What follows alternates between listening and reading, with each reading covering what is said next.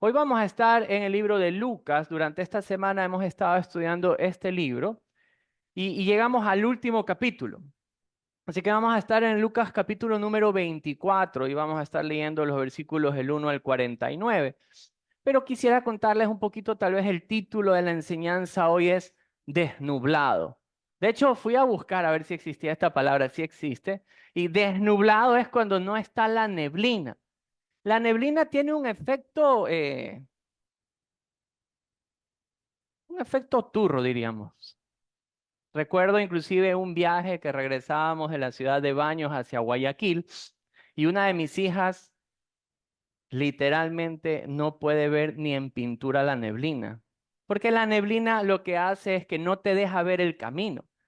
Y recuerdo que el GPS nos había dado una ubicación como para regresar más rápido, supuestamente, pero nos tocó irnos a una montaña y curva tras curva, curva tras curva. Y lo peor de todo es que la neblina estaba súper, súper espesa.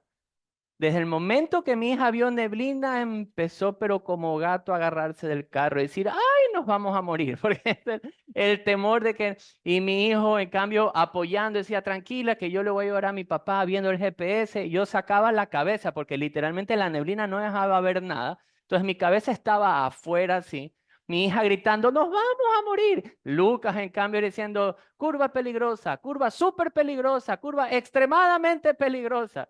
Mi hija más chiquita decía, tranquilos, tranquilos, Dios nos ayuda. Y como era tanta curva, buácatela por ahí. Uy, un relajo ese carro, porque la neblina no nos dejaba ver. De hecho, tiempo atrás después pude pasar por ese camino y no había neblina. Y qué hermoso que es ese camino. Pero la neblina trae ese efecto de darte temor, de no saber qué hay más allá. Inclusive para llegar al lugar donde tienes que llegar vas muy lento. El corazón de los discípulos de Jesús estaba nublado hacia la verdad que había pasado. Los acontecimientos de los días anteriores habían puesto esa neblina en el corazón de ellos y no les dejaba ver con perspectiva lo que había sucedido. Lo que Cristo había dicho que iba a pasar y que era necesario que pase. El dolor había nublado el corazón de ellos. Pero el buen maestro, Jesucristo, vino y desnubló su corazón y los llevó nuevamente hacia la esperanza. Si hoy prestamos mucha atención a lo que Jesús quiere decirnos a través de su palabra, tal vez hoy usted está aquí sentado y está su corazón nublado. No puede ver con buena perspectiva lo que Dios quiere para su vida. Pero le aseguro algo, que si estas palabras que los discípulos escucharon penetra hoy su corazón, tal vez hoy salga usted diferente de este lugar, con la perspectiva correcta de a dónde Dios quiere llevarlo. Así que vamos juntos a la escritura y vamos al capítulo 24 de Lucas.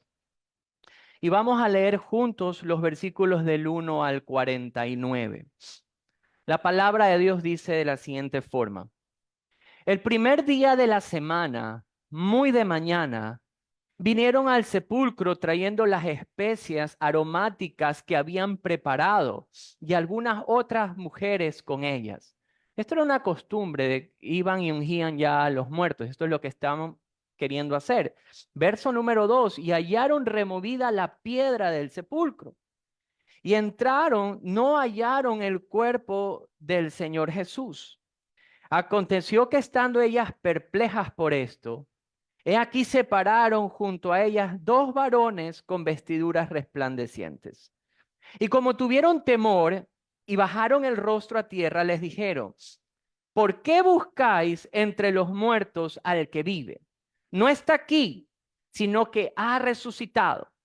Acuérdense de lo que les habló cuando aún estaba en Galilea, diciendo, es necesario que el Hijo del Hombre sea entregado en manos de hombres pecadores y que sea crucificado y que resucite, ¿cuándo? Al tercer día.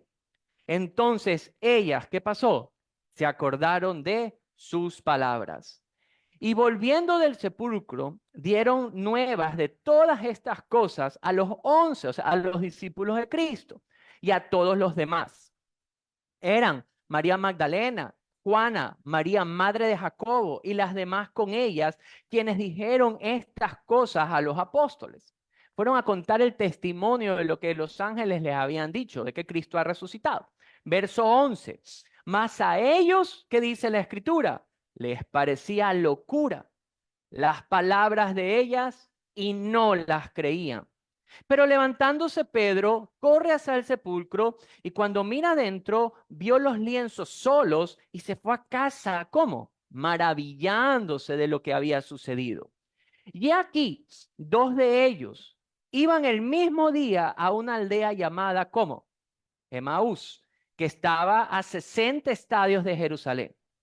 E iban hablando entre sí todas aquellas cosas que habían acontecido. Sucedió que mientras hablaban y discutían entre sí, Jesús mismo se acercó y caminaba con ellos. Mas los ojos de ellos estaban velados para que no le conociesen. Y les dijo, ¿qué pláticas son estas que tienen entre ustedes mientras camináis y por qué estáis tristes? Respondiendo uno de ellos, que se llamaba Cleofás, le dijo, ¿eres tú el único forastero en Jerusalén que no ha sabido las cosas que en ella han acontecido en estos días? Entonces él les dijo, ¿qué cosas? Y ellos le responden, de Jesús Nazareno, que fue varón profeta, poderoso en obra y en palabras delante de Dios y de todo el pueblo. Y cómo le entregaron los principales sacerdotes y nuestros gobernantes a sentencia de muerte y le crucificaron. Pero nosotros esperábamos que Él era el que había de redimir a Israel. Y ahora, además de todo esto, hoy es ya el tercer día que esto ha acontecido. Aunque también nos han asombrado unas mujeres de entre nosotros, las que antes del día fueron al sepulcro, y como no hallaron su cuerpo, vinieron diciendo que también habían visto visión de ángeles, quienes dijeron que Él vive. Y fueron algunos de los nuestros al sepulcro y hallaron así como las mujeres habían dicho, pero a Él no le vieron. Entonces Jesús les dice, oh insensatos y tardos de corazón para creer todo lo que los profetas han dicho. ¿No era necesario que el Cristo padeciera estas cosas y que entrara en su gloria? Y comenzando desde Moisés, siguiendo por los profetas, les declaraban en todas las escrituras lo que decían de él. Verso 28. Llegaron a la aldea donde iban y él hizo como que iba a ir más lejos. Mas ellos le obligaron a quedarse diciendo, quédate con nosotros porque se hace tarde y el día ya ha declinado. Entró pues a quedarse con ellos y aconteció que estando sentado con ellos a la mesa, toma el pan y lo bendijo, lo parte y les dice. Y les dio, perdón. Entonces les fueron abiertos los ojos y le reconocieron, mas él desapareció de su vista. Y se decía el uno al otro, ¿no ardía nuestro corazón en nosotros mientras nos hablaba en el camino y cuando nos abría las escrituras? Y levantándose en la misma hora, volvieron a Jerusalén y hallaron a los 11 reunidos y a los que estaban con ellos, que decían, ha resucitado el Señor verdaderamente y ha aparecido a Simón. Entonces ellos contaban las cosas que les habían acontecido en el camino y cómo le habían reconocido al partir el pan. Mientras ellos aún hablaban de estas cosas, Jesús se puso en medio de ellos y les dijo, paz a vosotros. Entonces, espantados, atemorizados, pensaban que veían espíritu, pero él les dijo, ¿por qué están turbados y vienen a vuestros corazón estos pensamientos? Mirad mis manos, miren mis pies, que yo mismo soy. Palpad y ved, porque un espíritu no tiene carne ni huesos, como veis que yo tengo. Y diciendo esto, les mostró las manos y los pies. Pero miren lo que dice el verso 41. Y como todavía ellos de gozo no lo creían y estaban maravillados, les dijo, ¿tenéis aquí algo de comer? Entonces le dieron parte de un pez asado y un panal de miel, y él lo tomó. Y comió delante de ellos, y él les dijo, estas son las palabras que les hablé aún estando con ustedes, que era necesario que se cumpliese todo lo que está escrito de mí en la ley de Moisés, en los profetas y en los salmos. verso 45. Entonces les abrió el entendimiento para que comprendiesen las escrituras y les dijo, así está escrito, que así fue necesario que el Cristo padeciese y resucitase de los muertos al tercer día, que se predicase en su nombre el arrepentimiento y el perdón de pecados en todas las naciones, comenzando desde Jerusalén. Y vosotros sois testigos de estas cosas. Entonces observamos justamente el día ya de la resurrección. Jesucristo había muerto, había sido crucificado de manera grotesca, por decirlo de una forma. Los romanos, habíamos dicho ya días atrás, ellos no inventan la crucifixión, pero la perfeccionan. Eran crueles en su forma de llevar el castigo sobre otros cuando hablaba de la crucifixión. De hecho, si nosotros revisamos Lucas 23, hay una palabra que llama la atención. Venga conmigo a los versículos 44. Miren lo que sucedió. Cuando era como la hora sexta, hubo tinieblas sobre la tierra hasta la hora novena. Miren lo que pasa. El sol se oscureció, el velo del templo se rasgó por la mitad. Entonces Jesús clama a gran voz y dice, Padre, en tus manos encomiendo, o sea, entrego mi espíritu, y habiendo dicho esto, muere. El centurión vio lo que había acontecido, dio gloria a Dios diciendo, verdaderamente este hombre era justo. Y miren cómo Lucas describe todo lo que había pasado. Y toda la multitud de los que estaban presentes, ¿en dónde? En este espectáculo, viendo lo que había acontecido, ¿qué había pasado? Se volvían golpeándose el pecho. Lucas usa una palabra especial para describir todo lo que había sucedido en la muerte de nuestro Señor Jesucristo. Era tan impactante el ver lo que había acontecido que Lucas usa esta palabra, la palabra espectáculo. Fue tanto así que la gente regresaba golpeándose el pecho. La NTV traduce esto como un símbolo de un gran dolor. Todos los que fueron testigos de la muerte de Jesús salieron con un dolor penetrante en su alma y en su mente. Y eso es como Lucas lo empieza a describir. Revisemos un poquito lo que añade Mateo, en el capítulo número 27, para observar un poco los eventos que sucedieron justamente en la muerte y crucifixión de Jesús. Mateo 27, desde el versículo número 51. Dice la Biblia, cuando Jesús muere, según el verso 50, dice que el velo del templo se rasga en dos, de arriba para abajo. La tierra tiembla, o sea, hay terremoto, y las rocas se parten. Miren lo que pasa en el 52. Se abrieron los sepulcros, muchos cuerpos de santos que habían dormido, ¿qué pasó? Se levantaron, empezó a haber resurrecciones, y saliendo de los sepulcros después de la resurrección de él, vinieron a la santa ciudad y aparecieron a muchos. Wow. Son eventos que empiezan a suceder y podríamos ir narrándolos.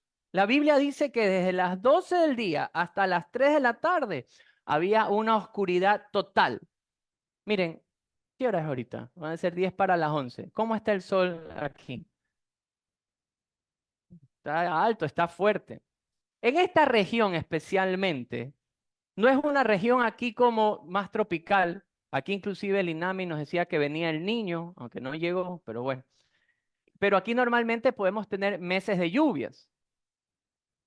En estos días justamente pudimos visitar estas áreas cercanas a Israel y una de la guía turística nos decía a mi hija y a mí que en ese lugar llovía 2 días al año. Imagínense, porque todo el tiempo el cielo está despejado y el sol es incandescente. Lo que estaba sucediendo en ese momento en Israel, en Jerusalén, no era algo normal. Hubo un eclipse, el cielo se oscurece por completo en el momento donde debería estar más claro. No solamente que sucede eso, sino que hay un terremoto. Las piedras se parten. Si yo quisiera partir el velo, era un velo que estaba en la mitad del tabernáculo o del lugar de reunión de ellos, y era una tela. Si yo quisiera romper una tela, ¿cómo nosotros romperíamos una tela que está guindada del techo para abajo? De abajo, ¿verdad? Esta, en cambio, se parte de arriba para abajo. Es increíble todo lo que empieza a suceder. Inclusive dice que los sepulcros se abren y que empezaban a haber personas que habían resucitado. Qué increíble todas estas cosas que habían sucedido. Pero ¿qué pasó? Un gran dolor estaba nublando la verdadera esperanza. ¿Por qué digo que un gran dolor estaba nublando toda la esperanza? Nosotros empezamos a observar las reacciones de las mujeres, de los discípulos, de los que iban camino a Emaús, porque no entendían lo que estaban pasando. Pero Jesús les había dicho que eso tenía que suceder. La respuesta es sí. Ellos ya habían recibido la información de parte de Jesús de que Jesús debía de morir y de que debería resucitar. De hecho, vamos revisándolo, por favor. Vamos a Lucas 9. Lucas nos da 3 referencias donde Jesús ya les había dicho que esto iba a suceder. Venga conmigo a Lucas 9, por favor. Y en Lucas capítulo número 9, revisemos los versículos 21 en adelante. Lucas 9, del 21 en adelante. Dice la escritura. Llegó, dígame amén. Perfecto. Pero él les mandó a que nadie dijesen esto, encargándose rigurosamente y diciendo, es necesario que el Hijo del Hombre padezca muchas cosas y sea desechado por los ancianos, por los principales sacerdotes y por los escribas, y que sea, ¿qué cosa? Muerto, y que resucite al tercer día. Jesucristo, este es su primer anuncio de su muerte y resurrección. Y esto pasa justamente luego de que Pedro le había dicho, tú eres el Mesías, tú eres el Hijo de Dios. Luego de ese evento, Jesús inmediatamente le dice a sus discípulos, tengo que morir. En manos de las autoridades religiosas, voy a morir, pero voy a resucitar. Primera vez que Jesús se los dice. En el mismo Lucas capítulo número 9, revisemos los versos 43 y 44. Dice lo siguiente, y maravillándose todos de estas cosas que hacía, dijo a sus discípulos, haced que os penetren bien en los oídos estas palabras, porque acontecerá que el Hijo del Hombre será entregado en manos ¿de quién? De los hombres. Marcos termina la frase, dice que morirá y resucitará. Qué increíble la frase que dice nuestro Señor Jesucristo. Dice, haced que os penetren bien en los oídos estas palabras. Queridas mamitas, ¿cómo podríamos traducir nosotros esta frase a la ecuatoriana en el 2024? Hijos, lávense bien las orejas y escuchen lo que voy a decir. Así diría mi madre. Anda, lávate las orejas y escucha lo que te voy a decir, que se te quede grabado esto en la cabeza. Es más o menos esa la figura. Hagan que esto entre bien en sus oídos. Jesucristo dijo, voy a morir y resucitaré. Segunda vez. Ahora, cuando ya iban para Jerusalén, vengan un momento conmigo a Lucas 18. Lucas nos da una tercera vez en la que Jesucristo anuncia que iba a morir. Lucas 18, versículo 31 dice así. Tomando Jesús a los 12, les dijo, he aquí subimos a Jerusalén y se cumplirán todas las cosas escritas por los profetas acerca del Hijo del Hombre. Verso 32, pues será entregado a los gentiles, será escarnecido, afrentado y escupido, y después que le hayan azotado, ¿qué va a pasar? Le matarán, mas al tercer día, ¿qué iba a pasar? Resucitará.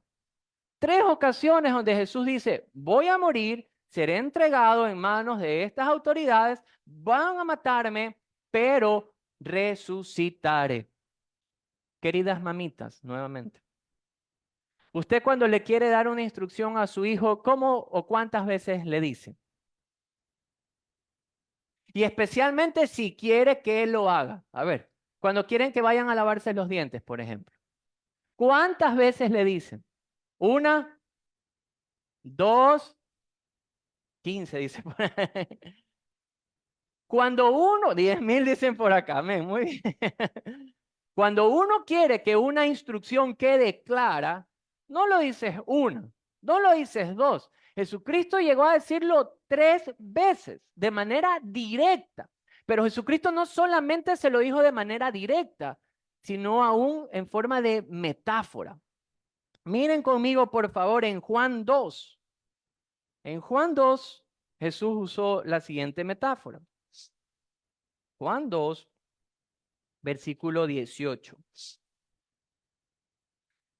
A Jesucristo le están pidiendo aquí una señal, que él haga una señal.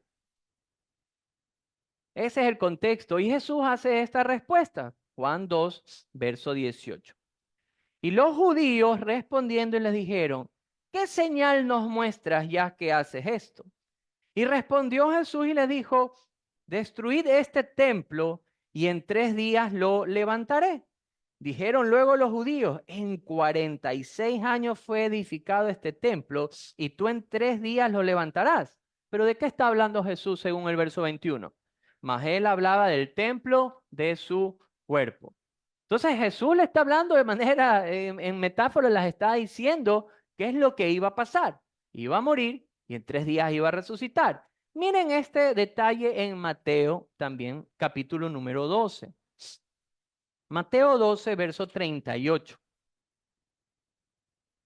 Asimismo, a Jesús le están pidiendo una señal y Jesús responde. Mateo 12, verso 38. Miren lo que dice la Biblia. Entonces respondieron algunos de los escribas y de los fariseos diciendo, Maestro, deseamos ver señal de ti. Él respondió y les dijo, la generación mala y adúltera demanda señal, pero señal no le será dada, sino la señal del profeta Jonás. Porque como estuvo Jonás en el vientre del gran pez, ¿cuánto? 3 días y 3 noches, así estará el Hijo del Hombre en el corazón de la tierra 3 días y 3 noches. Entonces, empezamos a ver algunas referencias donde Jesucristo directamente le había dicho a sus discípulos, voy a morir, voy a resucitar. Y aún en forma de metáfora, Él les está diciendo que esa va a ser la señal. Su resurrección sería la señal. Ahora, esto lo sabían tan bien. Por eso yo le decía, cuando uno quiere decirle algo a un hijo, no es una, no es dos, no es tres, son algunas veces como para que se quede en la mente. Jesucristo a sus discípulos 3 veces y algunas veces de forma en metáfora. ¿Debían saberlo bien esto los discípulos entonces? Sí, ¿verdad? Pero esto era tan conocido que aún los enemigos de Jesucristo lo sabían. Venga conmigo a Mateo 27. Mire lo que dice Mateo 27, desde el verso número 62. Mateo 27, desde el verso número 62. Dice la Biblia, al día siguiente, que es después de la preparación, o sea, al día siguiente de la muerte de Jesús, de la crucifixión de Jesús, ya cuando estaba en la tumba, se reúnen los principales sacerdotes y los fariseos ante Pilato, diciendo, Señor, nos acordamos que aquel engañador dijo, viviendo aún, que después de 3 días resucitaré. Mandas pues que se asegure el sepulcro hasta el tercer día, no sea que vengan sus discípulos de noche y lo hurten y digan al pueblo, resucitó de entre los muertos, y será el postrer error peor que el primero. O sea, aquí es súper chistoso. Los discípulos no se acordaban. ¿Y quiénes sí se acordaban? Los enemigos de Jesús mismos se acordaban y decían, a ver, este hombre dijo que él iba a morir y que él iba a resucitar. Los discípulos habían escuchado de la misma boca del Salvador era lo que iba a pasar. Jesús les había descrito que él iba a ser entregado hacia los gentiles, que los sacerdotes, que los fariseos, que los escribas se encargarían de llevarlo a la cruz, de morir, de matarlo. Pero que eso a él no le iba a detener. ¿Por qué? Porque él resucitaría al tercer día. Queridos amigos, estamos frente a los discípulos de Jesús. Ellos fueron los testigos de ver cómo Jesús un día está delante de una tumba y dice, quiten la piedra. Y llama a un muerto por su nombre, le llama Lázaro, levántate y ven fuera. Y Lázaro resucitó. No solamente Lázaro gozó de la resurrección porque Jesús tenía el poder de resucitarlo, sino que hay varios eventos donde Jesús tiene el poder de dar vida. Y ahora Jesucristo le había dicho que él mismo iba a entregar su vida y que él mismo la iba a tomar. Eso era lo que el maestro les estaba enseñando a sus discípulos. Pero, ¿qué había pasado? ¿Qué había pasado con los cercanos de Jesús? ¿Qué pasó con las mujeres? Revisemos, por favor, en Lucas capítulo número 24. ¿Qué pasó con ellas? Veamos los primeros versículos de Lucas 24. Dice que el primer día de la semana, muy de mañana, vienen al sepulcro trayendo las especies aromáticas que habían preparado y algunas otras mujeres con ellas.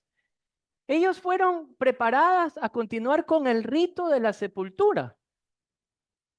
Ellas no fueron con la intención de ir al sepulcro a ver que estaba vacío y de que Jesús había resucitado. Eso no era lo que estaba en el corazón de ellas, porque estaban con dolor de haber visto cómo Jesús había sido llevado a la muerte.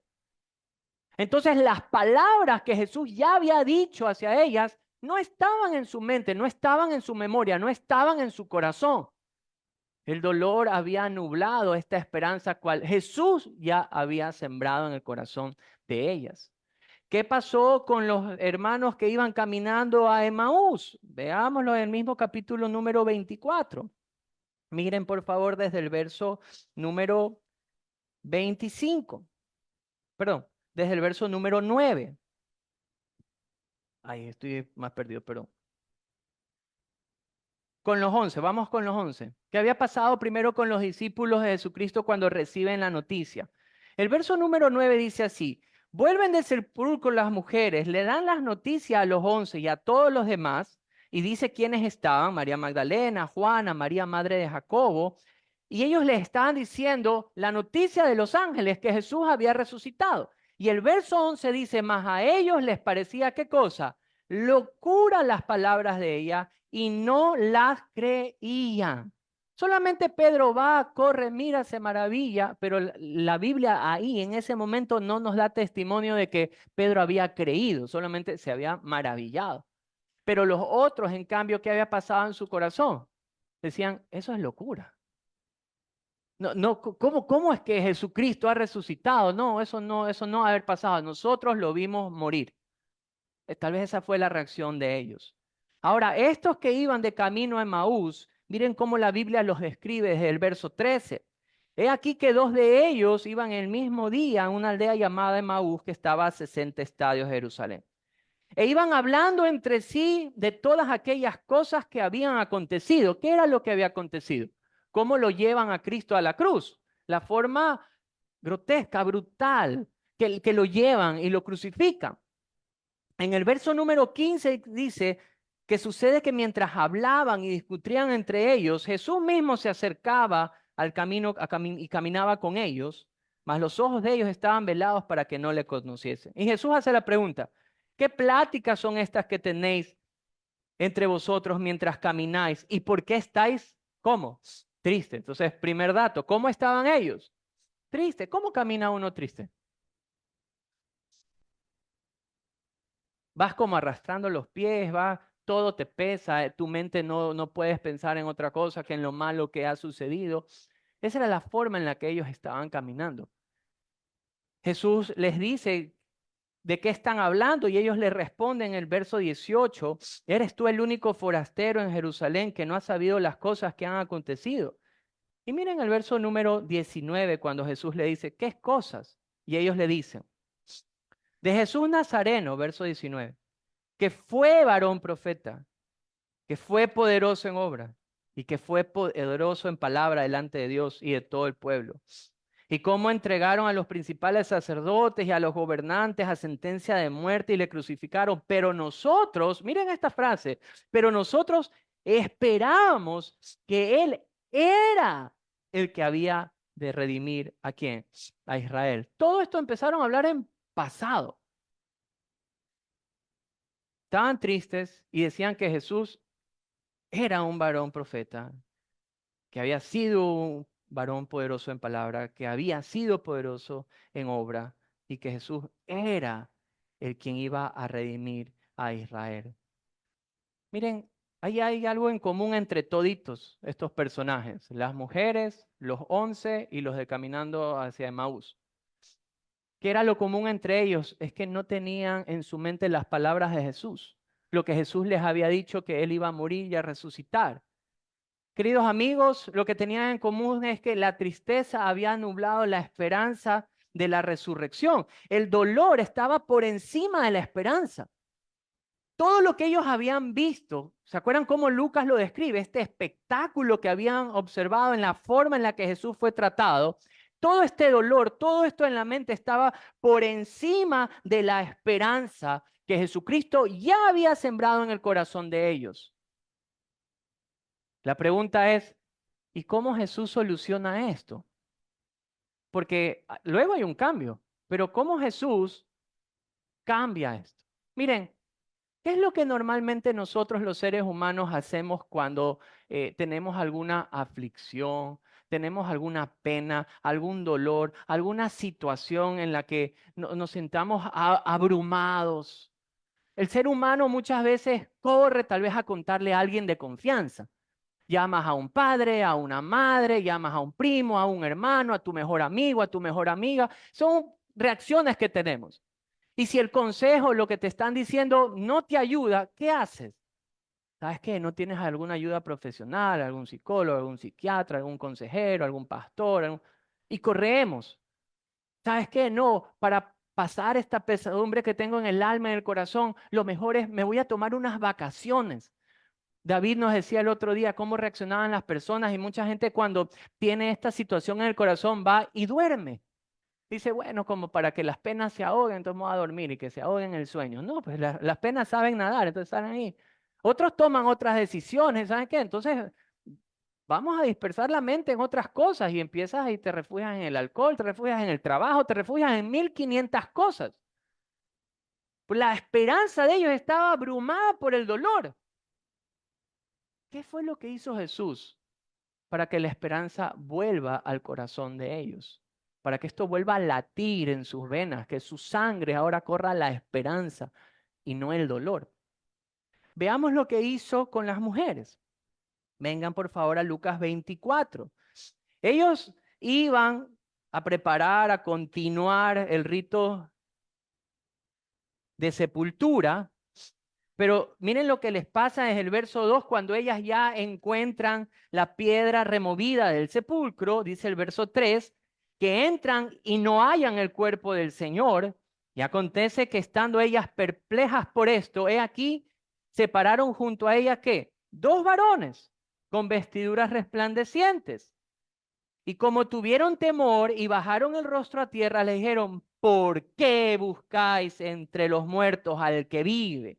No está aquí, sino que ha resucitado. Y miren esta frase, acuérdense de lo que él os habló cuando aún estaba en Galilea, diciendo, es necesario que el Hijo del Hombre sea entregado en manos de los hombres pecadores, que sea crucificado y que resucite al tercer día. Entonces, ¿qué pasó?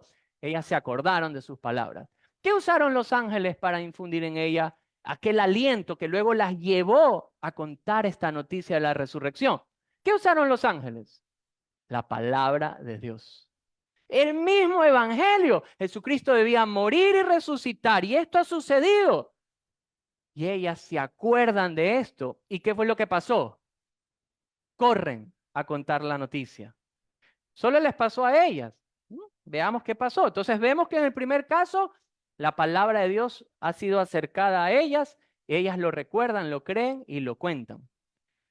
Veamos qué pasó con los otros. ¿Qué pasó con los de Emaús, con los que iban caminando para allá?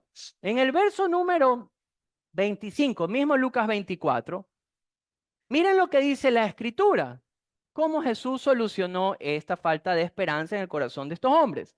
Dice, entonces Él les dijo, bueno, primero que les dijo bien bonito, oh insensatos y tardos de corazón, para creer todo lo que los profetas han dicho. No era necesario que el Cristo padeciera estas cosas y que entrara en su gloria. Y comenzando desde dónde? Desde Moisés y siguiendo por todos los profetas, les declaraban en todas las escrituras lo que decía de él. ¡Wow! Entonces, ¿qué usó Jesús? Jesús les dijo, bueno, chicos, yo veo que ustedes están bien desanimados. Entonces vamos a buscar un buen terapista y los vamos a llevar a un terapista de amistad, porque van dos amigos, y vamos a hacer algunas prácticas no sé, pues de yoga y nos vamos a ir a meditar. No, no, ¿verdad? Dijo, no, ¿sabes qué? Anda, duerme y cuando te despiertes ya se te va a ir esta pesadez, tranquilo, o ándate a la playa, anda y descansa. Por aquí me están haciendo una señal de ir, no, unos guaraches, no. Jesucristo no usó nada de eso. Jesucristo cogió y les dijo, tardos de corazón, para creer lo que dice la Biblia. Y dice que comenzó desde Moisés, los profetas, y otra escritura dice, y los salmos, y pasó algo en el corazón de ellos. Dice la escritura, el mismo verso 32, que cuando Jesucristo iba hablándoles de esto, dice, no ardía nuestro corazón en nosotros mientras nos hablaba en el camino y cuando nos abría las escrituras. ¿Qué usó Jesús entonces? La palabra. Jesús acercó la palabra a ellos, su entendimiento se abre. ¿Y qué hicieron los de Maús? Lo mismo que las mujeres. Corrieron a contar la noticia. Fueron donde estaban los 11 y le dijeron, oigan, queridos amigos, queridos discípulos de Jesús, estaban ellos reunidos ahí. Jesucristo realmente ha resucitado, ha estado con nosotros. Él nos abre la escritura. Justamente en el momento en que íbamos a comer, a partir el pan, lo vimos, ha estado con nosotros. Los ángeles acercan la escritura a las mujeres. Jesús acerca la escritura al corazón de estos dos discípulos. ¿Qué hay también de los 11, de los discípulos de Jesús? Cómo también Jesús habló a sus vidas. Vengan por favor al verso 36. Veamos en el verso número 36. ¿Cómo estaban ellos también? Dice la Biblia, mientras estos 11, estos discípulos hablaban de estas cosas, Jesús mismo se pone en medio de ellos y les dice, Shalom, paz a vosotros. Entonces, espantados y atemorizados, pensaban que veían espíritu. Bueno, hay que ponernos un poquito en el lugar de ellos, ¿verdad? Estamos aquí reunidos y viene Jesús y en medio de nosotros, yo creo que más de uno aquí de nosotros que somos bien valientes, ¿qué haríamos? La hermana Digna creo que saldríamos corriendo. Ellos están turbados porque ven esto. Pero miren cómo Jesús empieza a hablarles, verso 39. Miren mis manos, miren mis pies, que yo mismo soy. Palpad y ved, porque un espíritu no tiene carne ni hueso, como veis que yo tengo. Y diciendo esto les mostró las manos y los pies, y como todavía ellos de gozo, ¿qué pasaba? No creían y estaban maravillados. Les dijo, ¿tenéis aquí algo de comer? ¿Habían creído ya para este tiempo? Todavía no, hasta el gozo decía, no, pero esto no es posible. ¿Qué hace Jesús entonces? Verso 42. Entonces le dieron parte de un pez asado y un panal de miel, y él tomó y comió delante de ellos y les dijo, estas son las palabras que les hablé, estando aún con vosotros, que era necesario que se cumpliese todo lo que está escrito. Miren lo que hace Jesús, de mí en la ley de Moisés, en los profetas y los salmos. Y les abre el entendimiento para que comprendiesen las escrituras. Ni siquiera viéndolo estaban creyendo. ¿Qué hizo Jesús entonces para volver la esperanza de estos hombres? Les acercó la escritura nuevamente. les acerca la palabra y Dios les habla el entendimiento. La pregunta que yo me hice porque nosotros leemos que Jesús les habló sobre Moisés, sobre los profetas y sobre los salmos. Hijo, y todo tenía que cumplirse. Queridos amigos, ¿dónde está nuestra esperanza? ¿Usted se ha puesto a preguntar dónde genuinamente está su esperanza? Porque muchas personas ponen la esperanza en varias cosas, en la salud. Pueden poner su esperanza en su profesión, en su trabajo, en otra persona. Jesús había determinado algo, que su pueblo tenga una esperanza, y la esperanza provenía de la misma palabra de él, de las promesas que él había dicho, que vendría un Salvador, donde este Salvador haría un nuevo pacto y un pacto diferente, un pacto de limpiar la conciencia, de limpiar el alma, de limpiar el corazón de nuestras malas obras, porque son esas cosas, queridos amigos, que nos tienen separados de Dios. Pero Dios había prometido un Salvador como un sacrificio para que su sangre sea la que nos limpie de malos pensamientos, de malas obras y nos lleve nuevamente a una relación con Dios. Él lo había prometido. Por favor, anoten los siguientes versículos.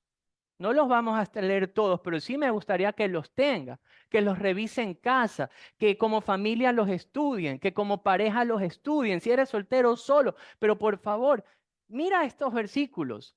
Dios había prometido desde Génesis, capítulo 3, verso 15, que vendría uno que encontraría la victoria, daría la victoria, golpeando a Satanás, golpeándolo de muerte. Él iba a traer uno que iba a traer victoria por medio de la simiente de la mujer. Si ustedes leen y anoten Isaías 7:14, Dios había dicho que este Mesías nacería de una mujer virgen. Literalmente eso es imposible. Isaías 7:14. El profeta Miqueas, pongan esto aquí, Miqueas 5:2. El profeta Miqueas había dicho inclusive de qué ciudad vendría. Y es de la ciudad de Belén. Si ustedes observan Oseas 11:1, se los repito, Oseas 11:1, también dice que el Mesías saldría de Egipto. Y todo esto ustedes lo van a empezar a ver al estudiar justamente el libro de Mateo. Cómo estas profecías Dios había dicho muchos años antes y empiezan a cumplirse justamente en la vida de Jesús. Jesús probablemente les había dicho eso. Recuerden el libro de Génesis, donde Dios había prometido un Salvador que derrotaría al enemigo, que es la muerte. Recuerden Génesis. Jesús le pudo haber dicho, recuerden lo que dijo el profeta Isaías, que nacerían de una virgen. Y él le pudo haber dicho, recuerden a mi madre. Él le pudo haber dicho Miqueas 5, recuerden que el profeta dijo que vendría de Belén. Yo vengo de Belén. Después le pudo haber dicho de Oseas 11:1, que saldría de Egipto. Y él le ha dicho, recuerden que mis padres tuvieron que irse a Egipto porque estaban buscando mi vida y tuve que regresar de Egipto para Israel. Todas estas cosas tuvieron que haber estado Jesús hablando al corazón de sus discípulos. Luego, justamente, cuando habla del ministerio, anoten Isaías 61, del 1 al 2, de cómo sería justamente este ministerio. O Isaías 42, del 1 al 4, justamente la forma en que él iba a llevar el ministerio. Todas estas palabras que estos profetas dijeron empezaron a cumplirse en la manera en la que Jesucristo llevaría su ministerio. Cuando nosotros leemos justamente el libro de Isaías 61, empieza a decir en cómo él iba a darle libertad a los cautivos. Y eso fue lo que Jesucristo vino a hacer. Todas estas cosas empiezan a cumplir en la vida de Jesucristo, pero Jesús tuvo que haberle dicho, recuerden lo que los profetas dijeron de mi muerte. Y pudo haberles dicho, revisen Zacarías 13:7. Por favor, anoten estos versículos. En Zacarías 13:7 habla de que iba a ser herido. Él les pudo haber dicho, recuerden lo que dice Zacarías 12:10, que yo tendría que ser traspasado. Eso pudo haberle dicho Jesús a sus discípulos. O les pudo haber dicho, recuerden el Salmo 22, donde dice que mis manos iban a ser horadadas y que iban a poner en suerte mis vestidos. Jesús probablemente tuvo que haberles dicho todas estas cosas. Eso está en el Salmo 22. Daniel 9, en cambio, dice que el Mesías debía de morir. Todas estas cosas Jesús pudo haber sembrado en el corazón de ellos. Pero no hay mejor libro, o mejor dicho, capítulo que podamos estudiar que Isaías 53, que describe literalmente cómo iba a ser la muerte de Jesús.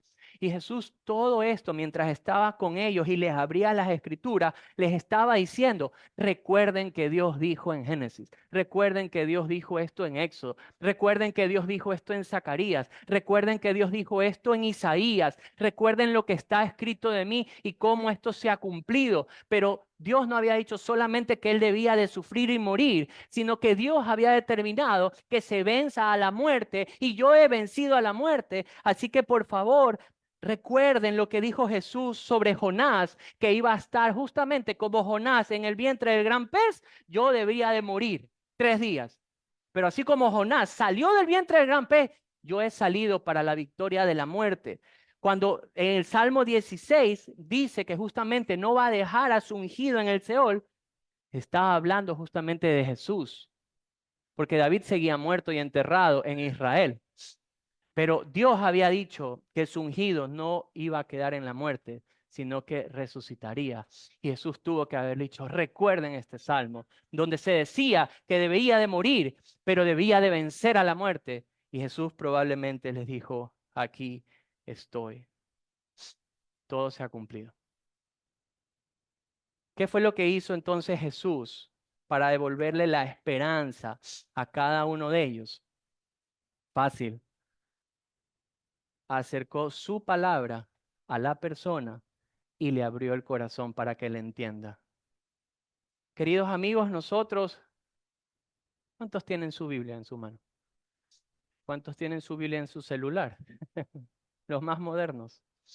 Esa escritura se puede acercar a tu vida para darte la única esperanza que nada ni nadie en la vida te la puede quitar.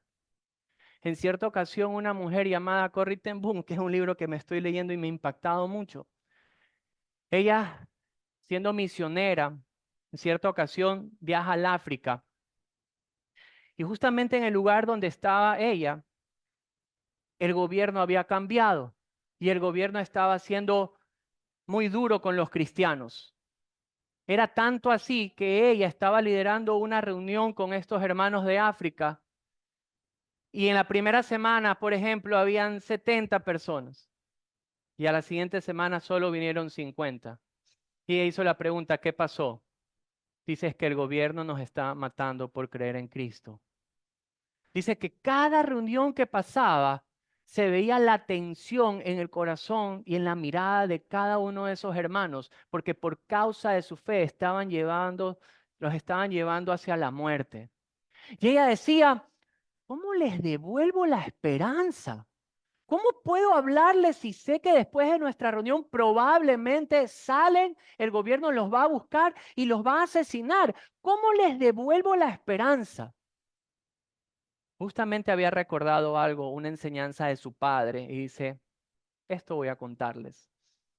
En cierta ocasión, ella le dice a su papá, padre, yo no sé si yo pudiera ser alguna vez una mártir para Jesús. Yo no sé si yo pudiese morir por Jesús. Creo que no tengo esa capacidad de morir por Jesús.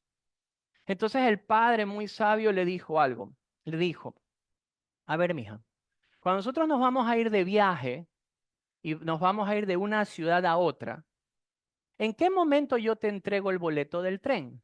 ¿Te lo entrego un año antes, 6 meses antes, un mes antes? O justamente antes de que te vayas a subir al tren, yo te entrego el boleto para que te subas en el tren y te vayas a ese lugar. Entonces, ella dijo, tú me lo das justamente en el momento que lo necesito para subirme al tren y poder ir. Dice, exactamente. Jesucristo, si tú debes ser un mártir para Cristo, no es que te va a entregar ese sentimiento desde el momento de tu conversión. Te va a entregar en el día que lo vayas a necesitar la capacidad de sufrir por Cristo. Y dice que esa mujer empezó a ver un cambio en los ojos de estas personas, porque ella empezó a recordarle la esperanza que ellos tendrían en Cristo. Queridos amigos, porque aún la muerte no nos separa del amor de Jesús. La muerte no nos puede separar, de hecho la muerte nos acerca más hacia nuestro Salvador. El apóstol Pablo decía que él no sabía qué escoger, si quedarse o irse, porque estar con Cristo es muchísimo mejor. Lo vemos con el ladrón de la cruz. Jesucristo no le dijo al ladrón de la cruz, ¿sabes qué? Mira, veo que has creído en mí, pero tienes que esperar un ratito, unos meses en el purgatorio, que alguien haga unas cuantas oraciones por ti para ver si te acepto o no te acepto. Las palabras de Jesucristo fueron claras y contundentes. Ese hombre lo declaró a él como rey, le dijo, por favor, acuérdate de mí cuando vengas en tu reino. Y Jesucristo le dijo, hoy. No le dijo mañana, le dijo, hoy mismo gozarás de estar conmigo en el paraíso. Cuando Corrie ten Boom empieza a recordarle las promesas de Jesús, estos hombres, estas mujeres y estos niños que estaban en esta reunión con ellos salieron completamente diferentes. Sus ojos ya no tenían temor a la muerte.